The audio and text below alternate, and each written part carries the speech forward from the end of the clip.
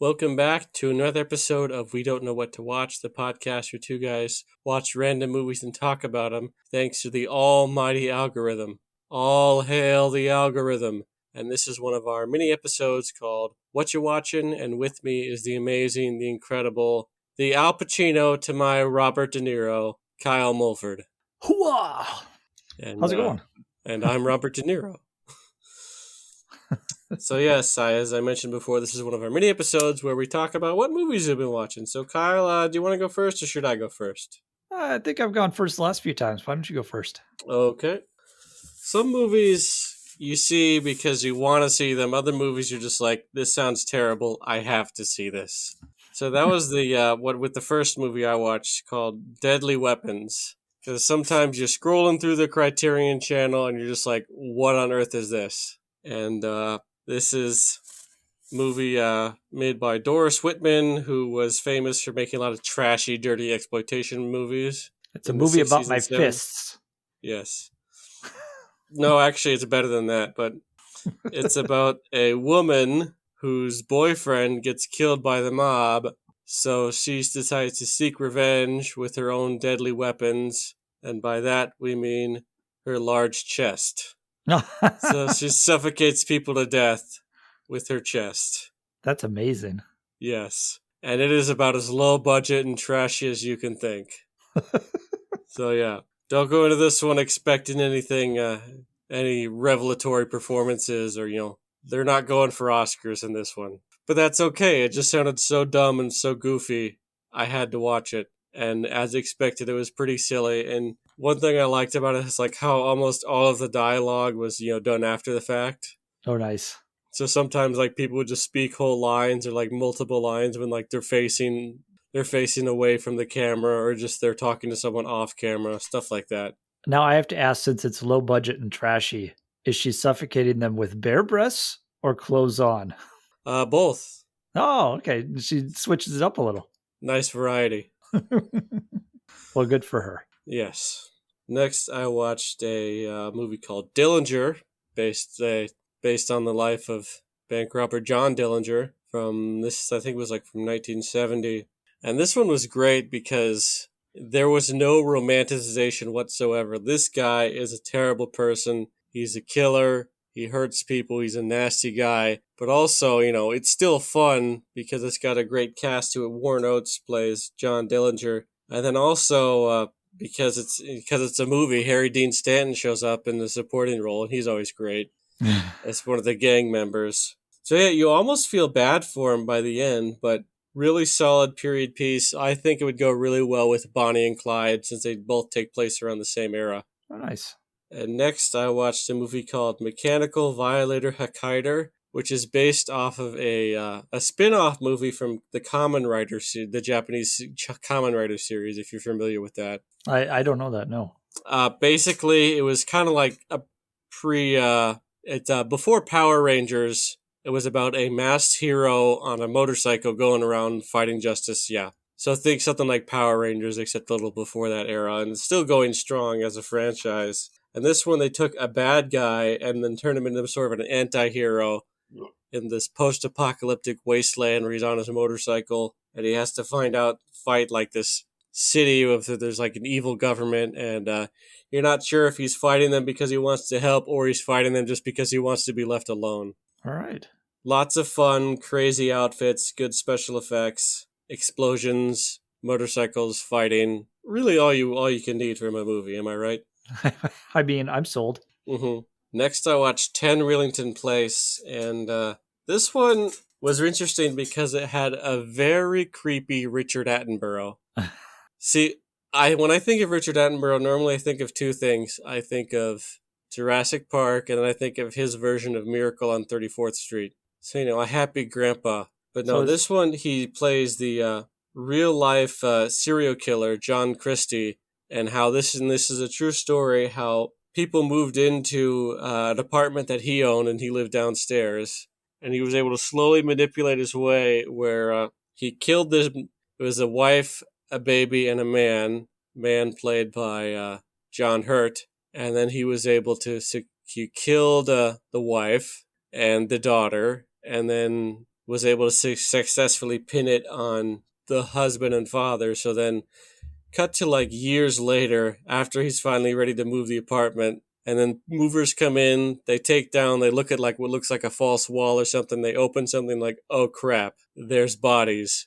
Go to the backyard, there's even more bodies. So were tons of bodies just all over this apartment building. And yeah, it's played pretty straight, and it is genuinely creepy. So yeah, I definitely recommend this one if you want to watch Richard Attenborough being a wildly different style of acting. Huh. Is that kind of so is 10 something now? Is that like 10 Cloverfield Lane where they took John Goodman and made him creepy? Yeah, except it did that before. Yeah, so you could argue that 10 Cloverfield Lane is actually a ripoff of 10 Rillington Place. Nice. And then that's the address of the house where everything took place. And next I watched The Valachi Papers, which was another true crime film because Criterion Children has a big true crime collection going for films based on true events, I guess. And this one was about a mobster, a gangster named Joe Valachi, who got pretty high up in one of the crime families. But then when he thought, all right, they're going to try and kill me, he actually went to Congress and testified before Congress and was the first person to ever really acknowledge that the Italian mafia existed in the early 1960s. And this one, he was played by Charles Bronson. So there's got two basic timelines of him sort of in prison later in life, talking to police and FBI, and then also a lot of it is kind of flashbacks throughout his life, going through, how he came up in the mob and how he got involved in the mob business. Sweet. I would think this one this one had to have influence on Goodfellas in some way, shape, or form, just through format and a lot of nice voiceover work too. So I think it'd make a great double feature since they're both about true stories about the mob. Awesome. Next, I went to the movie theater and I saw Eternals. And this one has been pretty divisive among a lot of critics and fans. But I absolutely loved it because and I really liked the work of Chloe Zhao, who directed Nomadland, and the writer, which I've talked about before. So fresh off an Oscar, she makes a big superhero movie. And it feels really genuine because I guess the basic premise, or I can explain it. Kinda, yeah, but... So basic premise is ancient aliens and the fact that, thousands of years ago, these giant space gods known as celestials came and brought these people, these immortal beings from the planet Olympia to Earth. And they brought 10 of them, and their job is to help humanity thrive and evolve over the course of, thousands of years to help fight against this evil threat called the deviants. So because of that, they are instructed not to interfere with humanity unless it involves deviants, because that's kind of what their boss, Arsham, the Prime Celestial, and Celestials are absolutely giant, huge space gods with a capital G, at least in this sense. So what's fun about it, because there's a lot of flashbacks through time, because these people have been around so long, it's implied that they may have inspired some, mythical characters. Like there's one guy who can fly, whose name is Icarus, but it's spelled Ikaars. Okay. And yeah, and the big plot is, we got to work together, otherwise the world's going to end in 7 days. So also alternating between that and flashbacks of how they've kind of helped humanity throughout time and the relationships with each other, how that changed over time. All right. And they explained why they didn't interfere with Thanos. Yes. All right. I know that's been the one big thing with but also it's not the point. Yeah, I know. I was just throwing that in there because that's all that anybody talks about online is why didn't they interfere with Thanos? Because then it would be a different movie. Right. Because they didn't know they were going to do an Eternals movie when they were doing Thanos. Yeah. Get over it, internet. And enjoy the movie. Mm-hmm. So yeah, and gorgeous, great cast. I really love the relationships they have with each other. And shout out to Kumail Nanjiani as one of the Eternals, Kingo, who decided to spend his life in modernity as a Bollywood star. Awesome. So we get to see like a Bollywood scene Sweet. In the middle of this movie. And then he has like a sort of like a valet or a personal attendant who follows him throughout the entire movie. And he's like trying to make a documentary about the Eternals. And everyone else is like, yeah, shut up. You're just like, shut up. You're weird. So yeah, this has sounded more fun than like hearing people talk about it, then I don't know. The trailers all seemed really bland to me. Like Mm-hmm. every one of them. I was like, that just seems boring and bland. And then Mm-hmm. knowing that it was Chloe Zhao, I liked Nomadland, but it was very slow and Mm-hmm. kind of bland. Yeah, It was she's still definitely more. Her work is definitely more character focused yeah. than say So plot so I focused. was like with the trailers being really bland and knowing she can be a little slow and deliberate like that, I was like, well, I don't know, am I going to enjoy this? But it sounds like it's pretty good. So Yeah, there are lots of character moments, but also, it's still a superhero movie. There's still some good action scenes. cool. Next, I saw The Ascent, which is a Russian movie made during the Soviet era, I believe 1977. And it's about these two Russian soldiers during the darkest part of World War II, of how they're sort of they're sent to go look for food for their unit, and then they end up coming across a town occupied by the Germans. So a lot of it becomes this sort of moral drama of should I do something to survive with the Germans, or should I die for my own principles? And those two soldiers, and they make two different options. And man, it's pretty dark, but it also, I thought it was a very strong anti-war film and a good character drama. And I don't watch enough international cinema anyway, so this is a good one. Awesome. Next, I watched Seance on a wet afternoon, and this is my second of two Richard Attenborough movies I watched this time. All right. Well, And this one, it's about a husband and wife, and the wife is a psychic, in the sense that she's a phony psychic, but she uses to try and grift people out of money. And she's kind of her put upon husband, and she has the money, so he doesn't really work because he has some bad asthma. So she's kind of rules over him, very domineering. So then she hatches this scheme to like, okay, we're going to kidnap this little girl so that way that I can help with the police investigation. So therefore, it'll make me look like a real psychic. that sounds like a plan that would never go wrong. Yeah, but there's awesome moments of suspense. So now I has this man who doesn't really want to do it, having to do a lot of dirty work of actually trying to find this girl, abduct this girl, and then how do they keep her in this house? They like pretend like they're doctors and give her a lot of sedatives, pretend she's sick in a hospital, and then things slowly start to unravel. In addition, because not only is the little girl trying to getting more suspicious of what's really going on, the wife and the psychic medium, her health or her mental health is starting to go as well. So that's where things get pretty interesting and a lot of good twists. So as far as suspense ones go, this is a solid one. I'm surprised I hadn't heard it before. It's a great, it feels kind of Hitchcockian, but definitely feels more character based and less plot based. Do they hide their identity from the kid at all? Because if they let the kid go, then Yeah, they're thinking that the kid is in a hospital, so they dress up in like surgical stuff, like dress up like they're doctors, even with the face mask. oh, okay, gotcha. Next, because it's November, it's also known as Noirvember, as the kids say. Those Next, I crazy watched a movie kids. called I Wake Up Screaming, and this one I was a rewatch for me, and it's about sort of a promoter, like a sports promoter. Kind of think of him like an agent, and he sees a beautiful girl in a diner, and he says, "Hey, I'm gonna make you an actress." And then things are going really well. She becomes a model, and right as she's about to leave for Hollywood, she winds up dead, and he's the prime suspect. So a lot of this movie is an interrogation and a flashback of what he remembers, and also in the interrogation room next to him, they have the woman's sister. So it's a twisty noir, and this one actually has some of them are absolutely brutal endings. This one Yeah. has a slightly happier ending than most. A good twist, ultimately a small movie. It's short, it's only like an hour and 20 minutes, but good performances overall. But one weird thing is that for some reason they play Somewhere Over the Rainbow, just an instrumental version, and just in the background as part of the soundtrack more than once, and it doesn't really come to anything. It's just a bizarre choice. Alrighty. Next, I went to Japan for a Japanese noir called Take Aim at the Police Van, and this one is more neo-noir in the 1960s, and it's about a prison guard who's, escorting someone in a van, like escorting a prisoner, and then a sniper shows up, prisoner shoots him.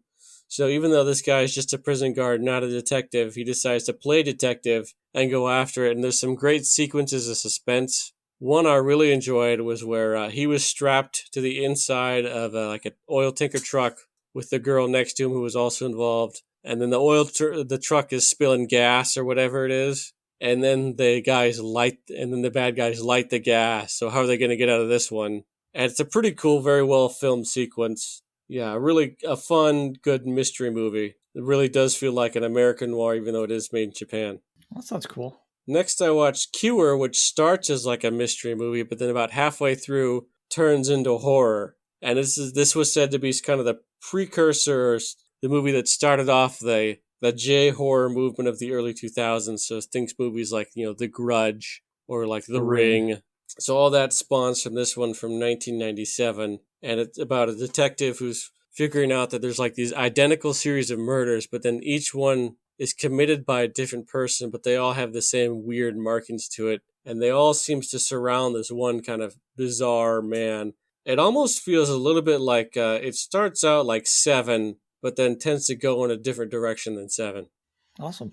So if you like David Fincher, I'd definitely recommend this one. Next, I watched Madchen in Uniform, which is, I'm sure I butchered that pronunciation, but it's Girls in Uniform from 1931. This was a German film, and this one was interesting because it takes place at a girls' boarding school directed by a woman, so almost the entire cast is completely women and young girls at this boarding school where this lonely student, she ends up sort of developing romantic feelings for a teacher. And it's really interesting how it handles it because it's not necessarily viewed as super scandalous and seems a very honest portrayal of, queerness in this time, which is seemingly uncommon, which we wouldn't get anything like that in the US at the time. And we only briefly got it because there was more queer cinema in Germany up until Hitler took over. So this would have been a few years before that. Interesting. I don't know if I knew that. Mm-hmm. And lastly, I watched Nightmare Alley, which is one of my favorite noirs and one of my favorite movies of all time at this point.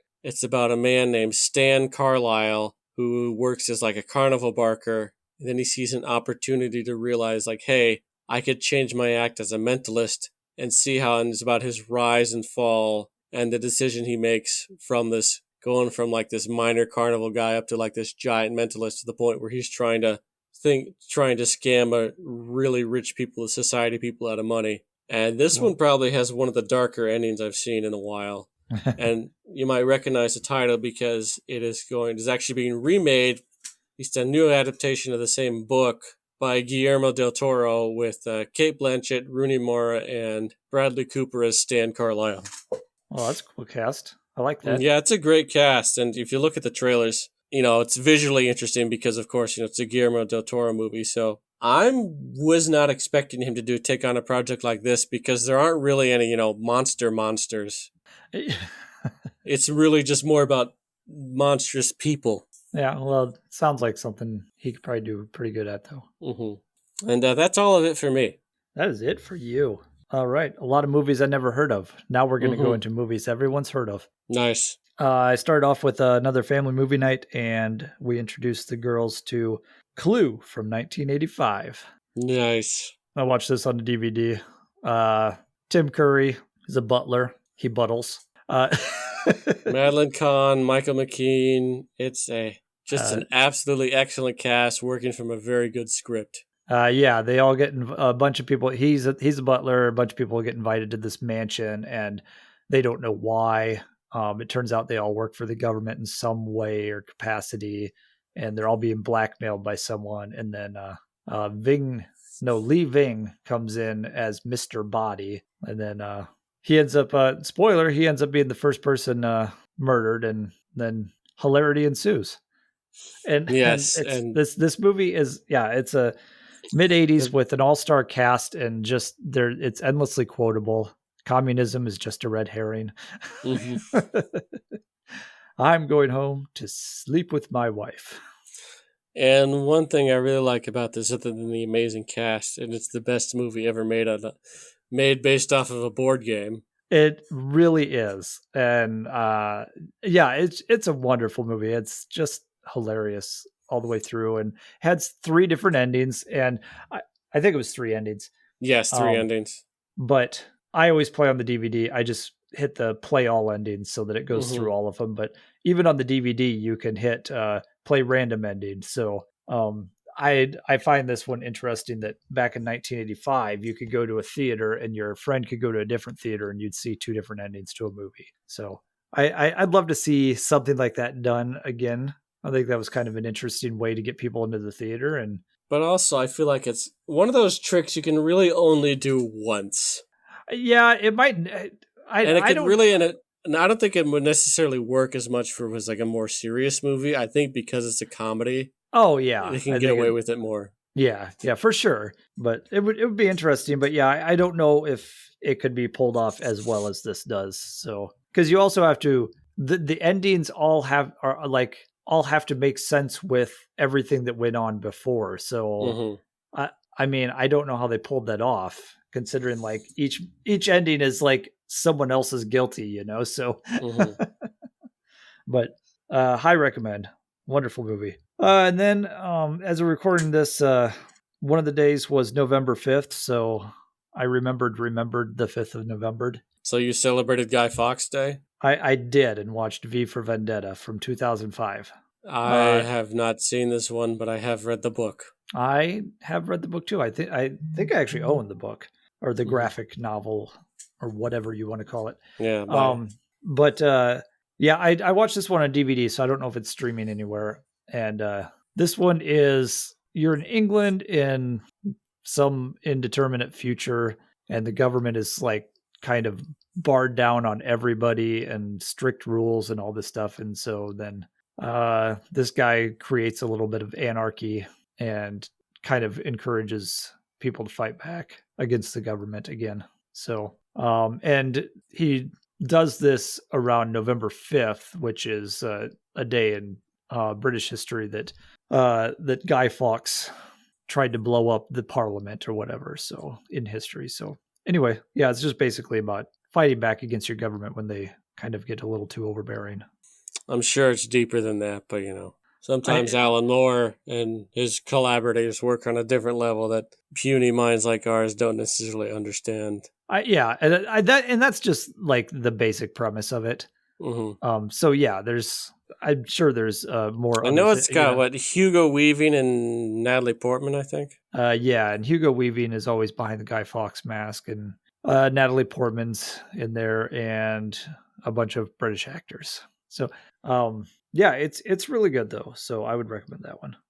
Then on Netflix, I watched the new film from this year, "The Harder They Fall," new western, and this is kind of a contemporary, like it's got contemporary music in it, but it also does have some aspects of like the spaghetti western. It's got like the zoom close, the zoom ins to the face, and the gunfights and the revenge and all this stuff. So it's got a lot of callback to classic westerns and spaghetti westerns, and but then has a little more modern feel to it with the music choices and the soundtrack. And it's got an all-star cast. It's pretty much an all-black cast with Idris Elba and Jonathan Majors and Zazie Beetz and Regina Nice. King, and who else am I missing? I know I'm missing several other. Damon Wayans Jr. shows up, and It's then always got to be one Wayans brother. right, and then now I'm forgetting names, but I feel like I'm forgetting a couple of big names. But yeah, it's a really solid cast. And the interesting thing is that at the beginning of the movie it says that although the story is fictional, all of these people existed in history. So they took actual historical black figures from that time and put them into a western. I thought that was kind of cool. Nice. It's a fun time, and some cool shootouts and all that stuff. So if you're into westerns, I would really recommend this. Does it have Kurt Russell screaming no, like in Tombstone? No. I'm coming for him. No. Hell's coming with me.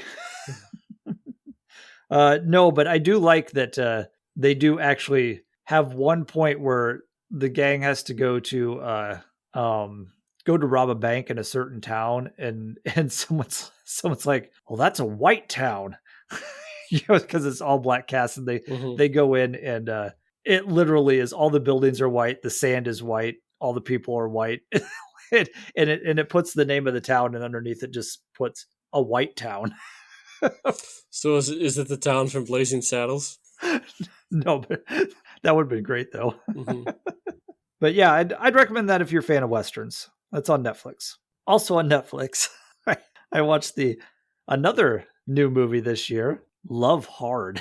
Mm-hmm. This is one of those Netflix Christmas romance movies. Hey, they gotta compete with Hallmark.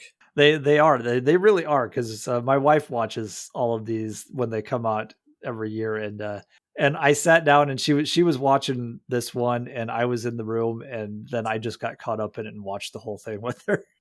Nice. It's a girl who tell me if you've heard this one before. This girl is in LA and she works for a magazine, and she writes stories about all of her failed love conquests.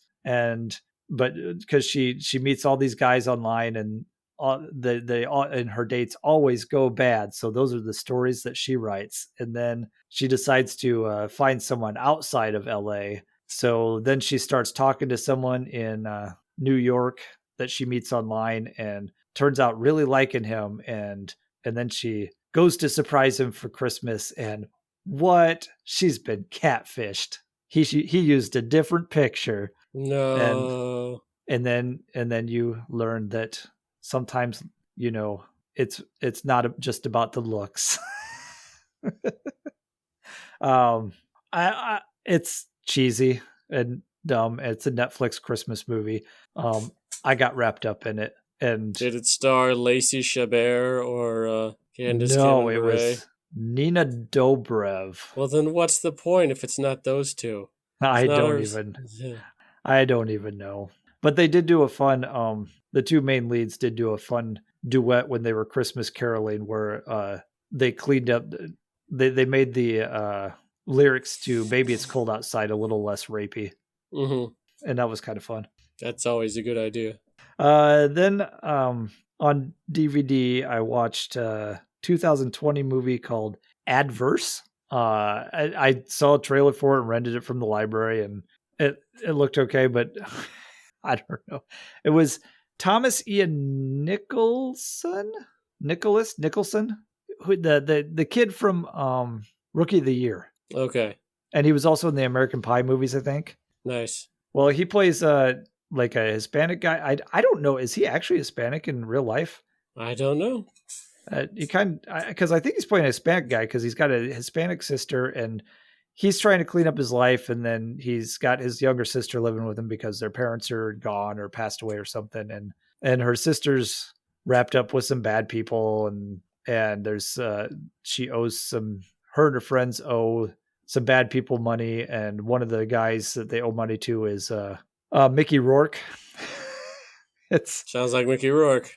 Yep. So the Thomas Ian, whatever his face is he goes and tries to help his sister out and get the money paid and get her out of trouble and all that stuff. It was okay. It wasn't great acting. It wasn't great dialogue. It really wasn't a great movie. It was. I'd pass on this one. It did also have Lou Diamond Phillips in a small role too. Nice. So it was nice to see him working still, but overall, I'd pass. Then I also rented a Blu-ray of Blade Runner 2049 from 2017.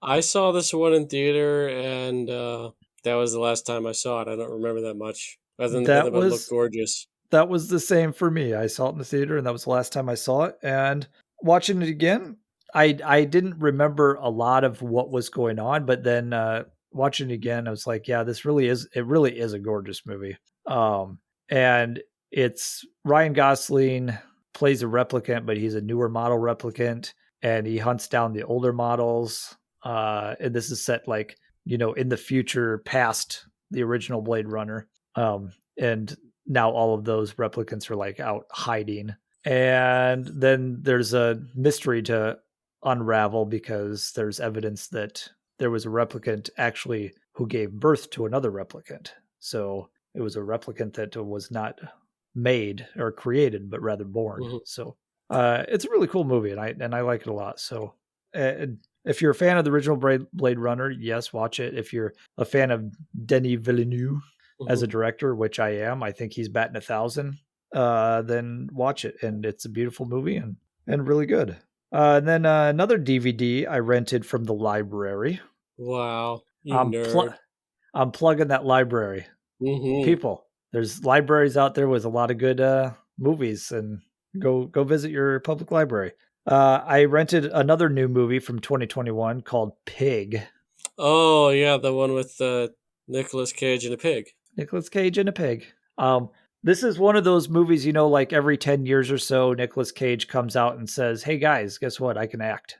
Yeah. And he was great. He's this loner out in the woods hunting truffles. He's got a little truffle pig, and there's a guy who comes out and buys the truffles from him, sells to restaurants. Played by Alex Wolf, I think. He's the older brother from Hereditary. Oh, okay. I know his last name is Wolf. I think it's Alex Wolf. But anyway, Wolf Blitzer. Yeah. Wolf Blitzer, yes. But he comes out and buys the truffles from him, and at some point, some people come out and kidnap Nicolas Cage's pig, and so he finally leaves his cabin out in the woods to go and hunt down his pig and find it, and it didn't really go the places I was expecting it to. You kind of find out what his past was and his connection to. It's outside of Portland, and what his connection to the restaurant scene was in Portland before he went and lived in the woods by himself, and it was a quiet. It wasn't. Don't go into this expecting like a crazy Nicolas Cage performance. It's actually a Hmm. really subdued, really excellent performance by Nicolas Cage, and I really enjoyed it. And then another DVD I rented from the library. I think I'm I sensing a pattern here. I rented a lot of movies from the library. MC Escher, Journey to Infinity from 2018. And this is an interesting documentary because it is about MC Escher, obviously, and it was narrated by Stephen Fry. And I don't know when Escher died, but Hmm. he's long since passed away. But all of the narration through the entire hour and a half runtime is taken directly from Escher's notes and journals. That's So cool. so this whole movie is basically in Escher's own words. So I thought that was kind of cool and kind of an interesting look at an artist who apparently didn't consider himself an artist. He Really? considered he considered himself more of a mathematician and somewhere in between.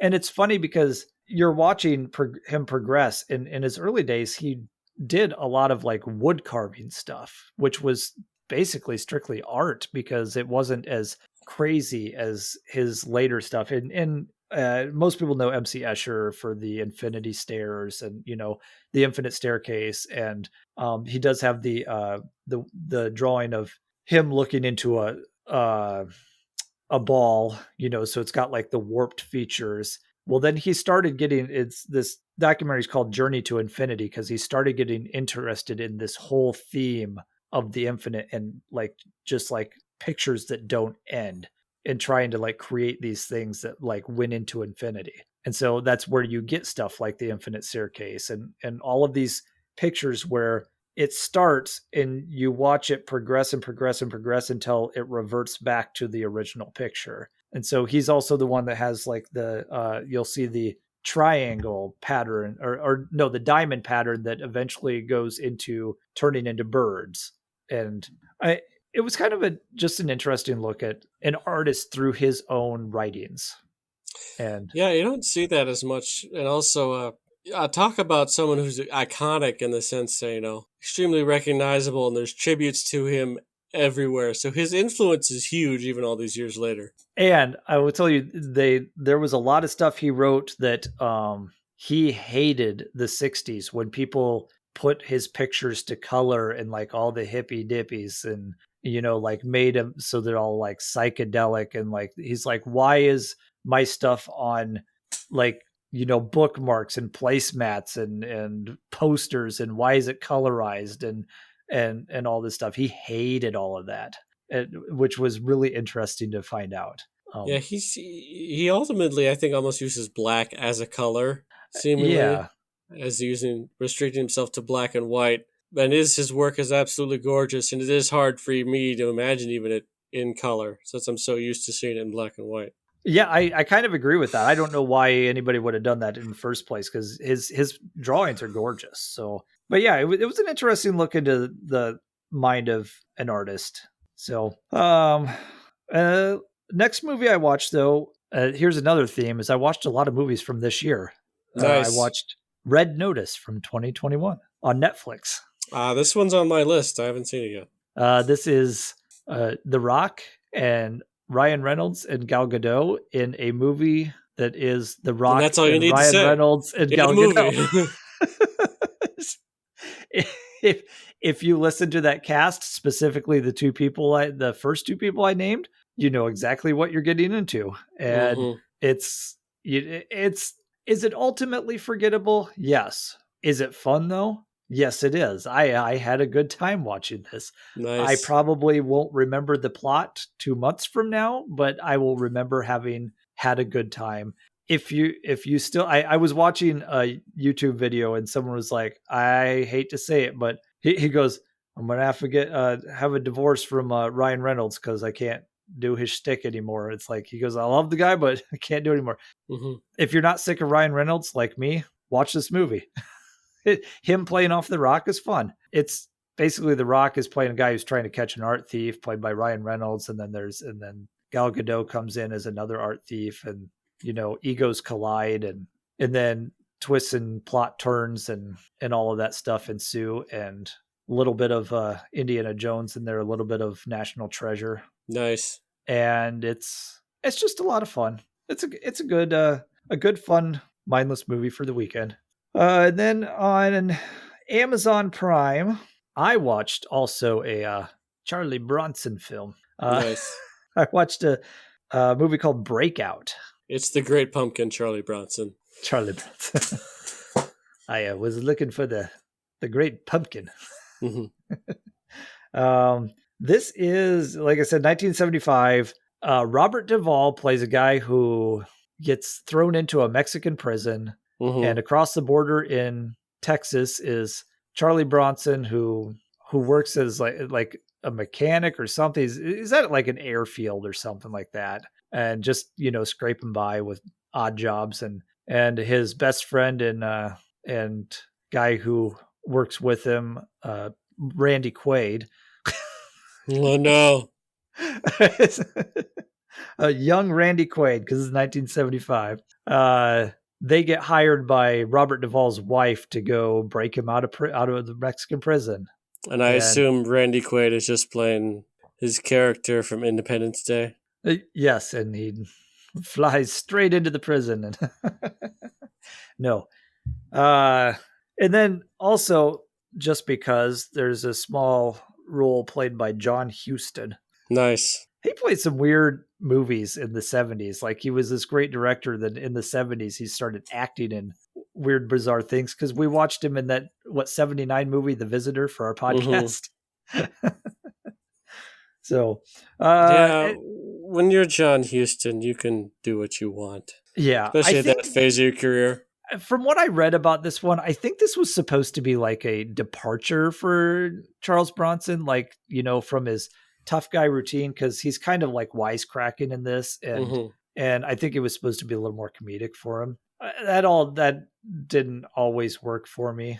It was a fun little movie, ultimately forgettable, but fun little movie. And if you want to see Charles Bronson doing something a little different than his Hmm. full on tough guy routine that he was always known for. So, and then the last movie I watched was 1988 film called Lady in White, and I watched this on HBO Max.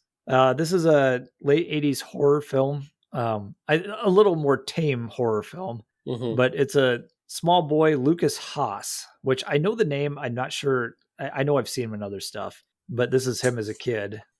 He is in this small town, and at first it's an older version of him in the 80s going back home, and he's like this LA writer. He writes horror Hmm. stories, and he's going back to town, and then the cab driver he starts telling the story to the cab driver about his experience in this town growing up, and this one experience that kind of started him on the horror path, or like Is this town in Maine?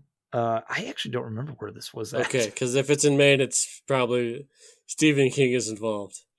Yeah, but anyway, so then it might be Stephen King involved, because then it goes into the 60s, because he's telling about when he was a boy.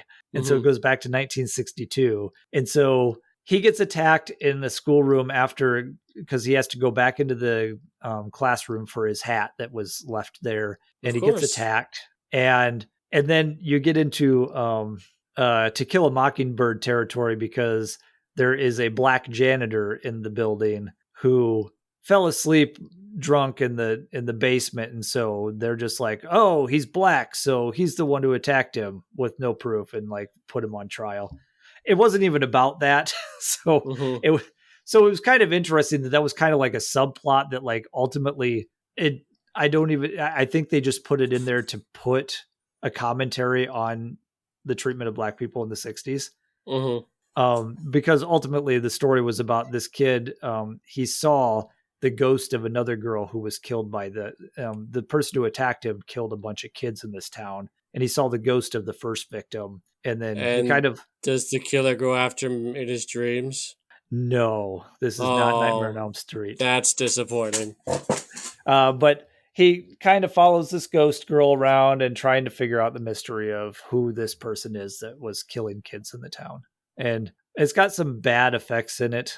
It is 1988, but Mm-hmm. it was an interesting movie, though. I'd recommend one watch if you're all interested in it. It was kind of bizarre, but interesting. Nice. So, and that is what I have watched the last couple weeks. So yeah, we definitely got a good variety of stuff here. So what do you think you're going to watch next? I don't have anything that I'm really planning on watching. So the next thing on my real good watch list is Delicatessen, which I have not seen before. Oh, I talked about that one. That one's great. Yeah, I remembered you talked about that one. Mm-hmm. So yep, that's the next one on my list. So I might just watch that in the next couple weeks here. Yeah, I got partway through a film called The Testament of Dr. Mabuse.